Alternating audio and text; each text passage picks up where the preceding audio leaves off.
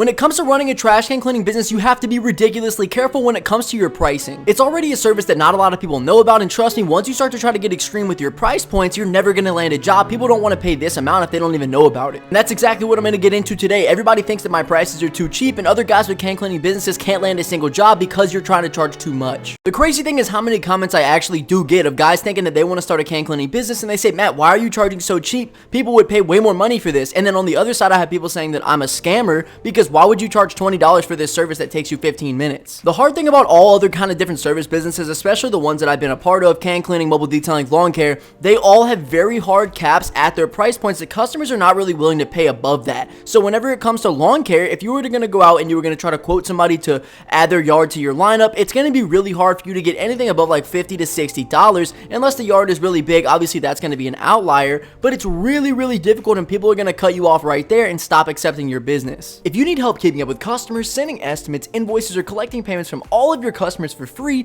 then check out QuoteIQ in the App Store and the Google Play Store, or you can try any paid tier right now for just $1 at myquoteiq.com, which is going to be the first link in the comment section and the description. Also, if you sign up for any tier for a year using my link, you're going to get a free coaching call with me. So the exact same problem comes to play whenever we're talking about mobile detailing and trash can cleaning. If I were going to go out to try to quote a customer for a mobile detailing job, they don't want to tell you all the different facts. They don't want to tell me what's wrong with the car. They don't want to tell me how nasty it is. They just want me to send them a price over, and if they don't like the price, they're going to say no. They're not going to text me back. Because who really loses in that situation? The customer holds on to the money in their pocket, and I'm the one that sits there feeling like, dang, maybe I could have given them an easier price. Maybe I really did want to land this job and I should have cheapened it up a little bit. So you're going to have to think of what it really costs you to do every single job, and whenever it comes specifically to trash can cleaning, it's already a low ticket service, so don't really go against yourself too much. You want to be making money every single job, but the higher you try to get that price, the less you're going to get to work. So at the end of the day, the trash can cleaning especially has a really hard cap. There's a lot of people that don't even know that trash can cleaning is actually a service,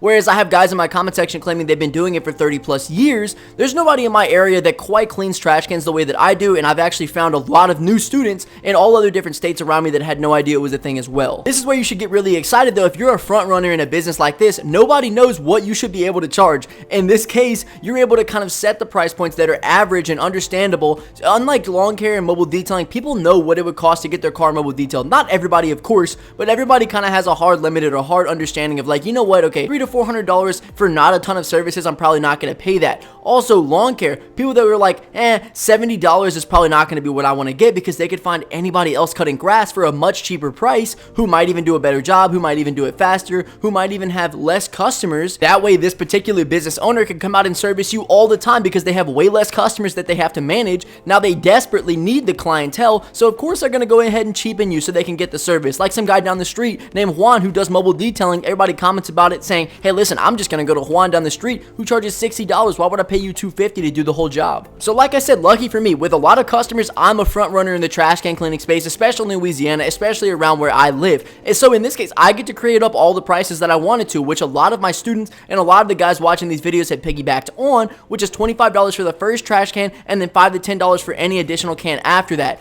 This gives the customer an incentive to come back and want you to do their cans multiple times, as well as do multiple trash cans, because now they're getting a deduction on each extra trash can, which I know a lot of people in nicer neighborhoods, if they have one trash can, they probably have two other big ones to go along with it. You're going to change these numbers. It's not always going to be what everybody is going to use. As I started out with mobile detailing, I had one price set that I was going to do, and then over time, the better you get, the easier you get, the easier the process gets, the more expensive the process gets as well, because now you have more equipment, you have somebody helping you, you have maintenance costs. Everything that you do, you're always going to be increasing it, and you're always going to be getting better. So mobile detailing, mobile trash can cleaning is going to be growing, so people are going to understand, hey, this is where the price point cap's at. Hey, maybe it goes up, maybe it goes down. But if you're going to try to get greedy in every single job, you want to hit a home run, you want to charge the most that you can possibly get out of the customer, then listen, you're probably not going to be getting jobs. And that's where a lot of people are at right now. They're trying to get greedy. They want a service for the most amount of money, and they want to do the jobs that are the fastest, but over time, you're just not going to get that. And in the end, you're truly doing your business a disservice. In the beginning, you should be trying to get as much experience as you can and collecting the largest client base that you possibly can. That way your name gets out there really fast, and you shortcut everything with credibility, and you beat everybody, make money. money. If you guys want to learn how I've made thousands of dollars with low ticket services like trash can cleaning and mobile detailing, check out the second link in the comment section description. There you're going to gain access to our school community. In the community, we have multiple courses, including my own course on trash can cleaning, as well as the course that I explain how I've gotten my first $10,000 in clients for completely free. In the community, you're also going to get access to the before and after pictures that I use to land these jobs, as well as an entire community full of like-minded individuals who want to start these low ticket services. So if you're ready to get started, check out the second link in the comment section description. We're running a special discount for the first couple people that do join. So if you want to lock it in at the cheapest price and get the most value, join today. And you also have to remember as well, I'm not saying that you guys can't experiment with stuff.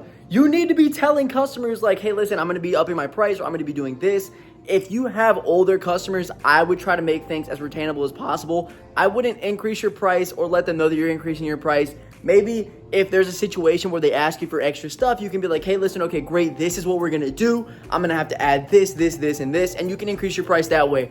Also, if you're going to be getting new customers, you need to be attempting to increase your prices. That way, you can slowly over time start to learn where your cap is. I don't know where you guys live at. I don't know what kind of services you offer. I don't know how different everything gets for you. I think it really does just take time to like learn and understand what you can be charging. It's great to try to make as much money as possible and to try to use what other people give off as like, hey, this is the optimal way to do it. Of course, I have no idea what customers are going to want to pay you. You might have less credibility than me. You might have a worse setup than me. People might look at your service and think that it has lower quality than me. So of course, customers want to pay me what they're paying me.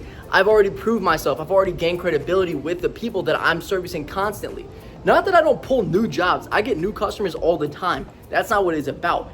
It's about you understanding that you have to find your own way. You have to pave the own process for yourself. That's just like I could show you exactly how I clean trash cans. I could give you the exact brands, the exact work that I do, the exact entire way that I follow. But would it really work always for you? Would it work for every other individual out there? No. Some of you guys might have different ways that you prefer to go about it. You might have a better process than me. You might actually be able to clean cans way better than me, even though you learned from me. It's just about like teaching people. People grow over time, and people are always going to be learning new stuff. So don't take everything that I say was like, you know, this is how it's always going to be. I'm always going to charge $25 for the first can, $10 to $15 for the extra can. Also, I hate when people think that everything has to be super cut and dry.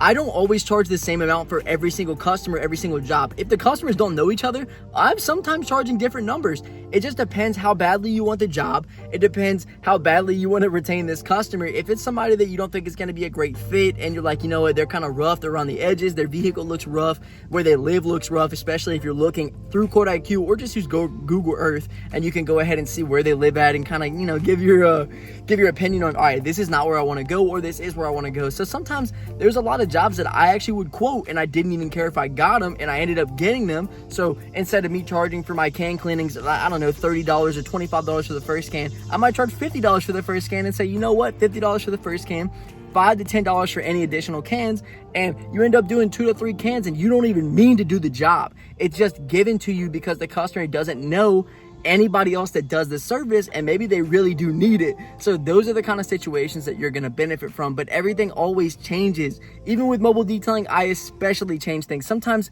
I'm quoting customers $200, $250, $300, $400.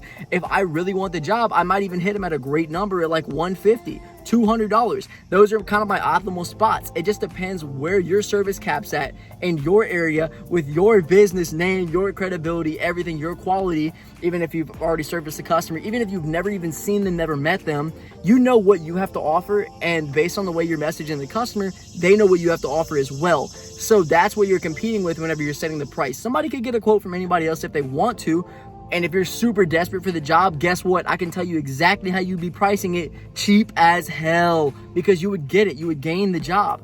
And if you really don't care and you're like, listen, I just want to do this as a side hustle. I want to make money sometimes. I want to make the most money I possibly can. You don't care about volume. You don't care about building like an empire for your business.